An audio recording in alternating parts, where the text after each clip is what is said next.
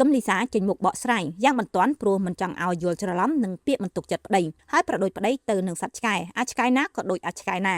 អ្នកនាងកឹមលីសាបានចេញវីដេអូបន្ទាន់កុំឲ្យមានការយល់ច្រឡំនឹងពាក្យមួយឃ្លាដែលយកមកប្រើនៅក្នុងកម្មវិធីសម្ភាសន៍មួយអ្នកនាងទទូចសុំឲ្យបងប្អូនមហាជនឈប់យល់ច្រឡំហើយមិនចង់ឲ្យគេគិតថាបំពោសង្គមនាងសុំមិនមានការគិតដូចនេះឡើយកឹមលីសាលើកឡើងថាអរគុណមិត្តភ័ក្តិបងប្អូននិងមហាជនទាំងអស់ដែលបានមើលវីដេអូដែលខ្ញុំបានឡើងកម្មវិធីមួយកាលពី1ឆ្នាំជាងមុនហើយយល់ពីអ្វីដែលខ្ញុំបាននិយាយហើយបានខមមិនគាំទ្រ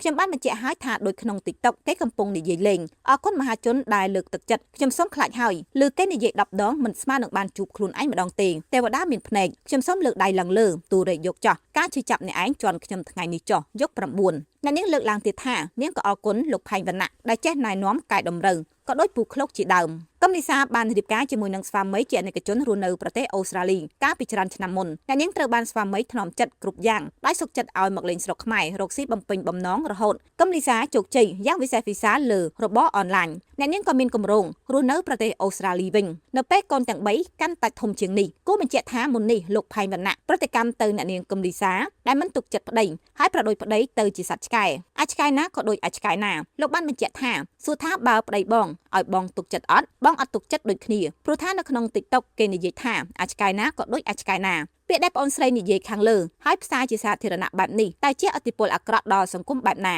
មុខមាត់បងស្រីស្អាតបាត់ដែរមិនគួរនិយាយភាសាដែលមហាជនមិនអាចទទួលយកបានបែបនេះទេសូមធ្វើការកែតម្រូវឡើងវិញបងស្រីចំណែកខ្ញុំមានសំណាងណាស់ដែលមានប្រពន្ធល្អមិនដូចបងស្រីបើប្រពន្ធនិយាយមើងងាយប្តីជាសត្វឆ្កែបែបនេះមិនដល់1ម៉ោងទេខ្ញុំដាក់ពាក្យសំលេងលះភ្លាម